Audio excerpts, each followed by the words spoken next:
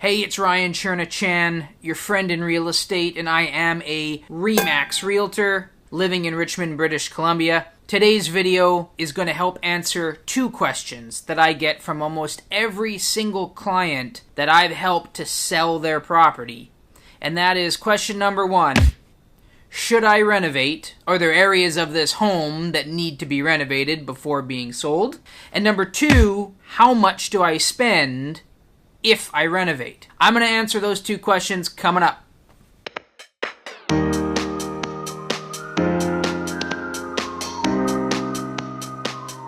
I'm going to try and use as many examples can really apply to almost anyone, and they have applied to almost all of my clients who are selling their homes. So the first question is it necessary? Should I renovate? A lot of sellers have homes that might have specific rooms that they feel are very outdated, or rooms that have been beaten up from their kids or their pets. And really the question is, should they renovate themselves, spend the money, or should they leave it as is, knowing the seller has to discount the price of the property to compensate for the fact that someone's going to need to do that renovation? That's an option too. I think the best way for me, what I've done with my clients in the past, and this is my own rule of thumb, this isn't something I've picked up from another realtor. I think probably every realtor has a different perspective on how to answer these questions. If you as the seller put yourselves in the shoes of the buyer, and you walked into that room, let's say it's a bathroom, and you said to yourself as the buyer, I can live with this room for the next 2 to 3 years, no problem. But then after 2 or 3 years, I would probably need to renovate. It's going to need new paint or a new bathtub. I like to think that the 2 to 3 year time frame is right around the point at which a buyer might be okay with leaving it as is versus needing to renovate it right away. So on the flip side, if a buyer comes into the property and the buyer were to say, this room is unlivable, I won't be able to hold this room as it is for 2 to 3 years. I won't be able to live with that room for 2 to 3 years. I'm going to have to renovate it day one. The moment I buy this property, this room is unlivable and I'm going to have to renovate it. Then my answer to the seller would be to renovate it. Now, of course, as the realtor, they always want my perspective on whether that room truly is livable or not, and of course, I always give them my perspective. If you choose to renovate, how much are you going to spend on that renovation? Renovations can go from $1 to infinity. I mean, if you want to have gold-plated sinks in every room of your house, well, then you're going to spend a bunch of money. There's got to be a correct value that you're going to put into the home. One of the most important and beneficial ways to determine whether the amount you're going to spend makes sense to the value of the property is to have a realtor like myself bring all the competition, and that's different than the comparables. There's comparables, which is what we like to call past sales, properties that have sold. I'm talking about currently active properties listed for sale. And you need to determine where the price point starts to shift away from your property into the competition. And my example is selling a townhome. It's a 3-bedroom, 2-bathroom. The townhome as it sat was about $600,000.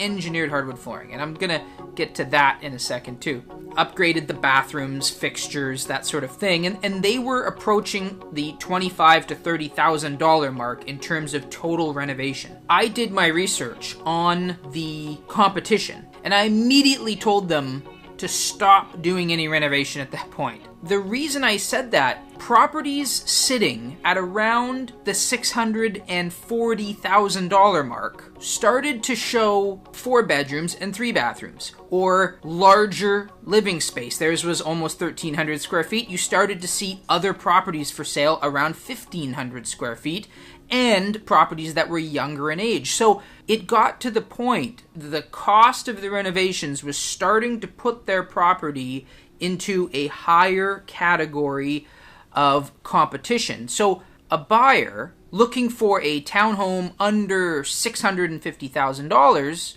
would then start to put their property with a potential value of maybe $630,000, $635,000 if they were to have kept going with the renovations, a buyer would take their property and they would immediately then compare it to these other properties in that 640 range.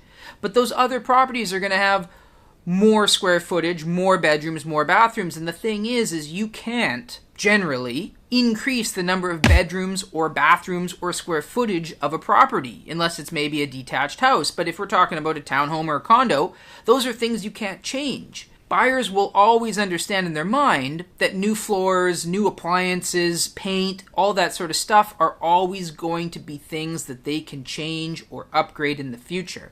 Once you start getting the property into a price range that starts competing with other properties that have things that you cannot change for any amount of money, then you're going to have to stop, change the renovations that you had in mind. You need a realtor, such as myself, to find those properties, compile them together, determine what it is that's setting those properties apart from your property, and how those compare at each price level. So you might say, okay, fine, given that information, we won't put in $40,000, but we can probably put in 15 or 20 and still be far enough away from that competition, but stand out to the other properties priced in the 610 area. That's the information you need to know. One thing I want to touch on, engineered hardwood floors, fantastic flooring. In my own experience, having held many open houses, helped many people purchase property, I can tell you that most people,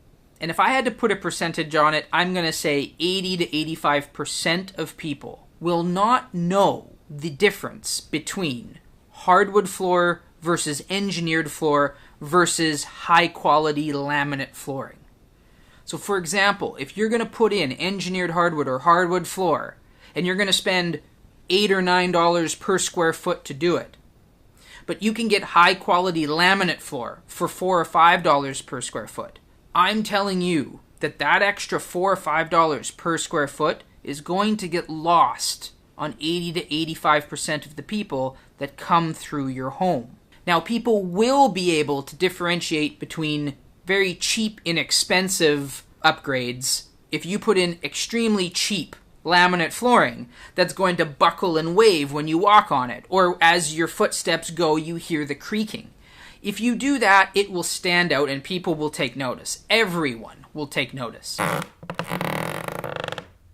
But if you're just renovating for the masses and to help sell the property because you've got a room or a part of the house that is otherwise unlivable, then refrain, in my opinion, from spending top dollar, especially if you're not going to renovate the rest of the house to fit that quality. If you have 35-year-old countertops in your kitchen or your cabinets, it's not going to match. And people are going to see that you've sort of done half of a renovation. It's going to be better than it was, but you're certainly not going to get that huge value that you're expecting from the price that you've paid. So those are two really important things to factor in and consider when you're thinking about doing renovations to your home. I'm trying to keep these videos a little on the shorter side, so I hope this has worked. So stick with me. In the future, real soon, I'm going to have some more good information on selling your home.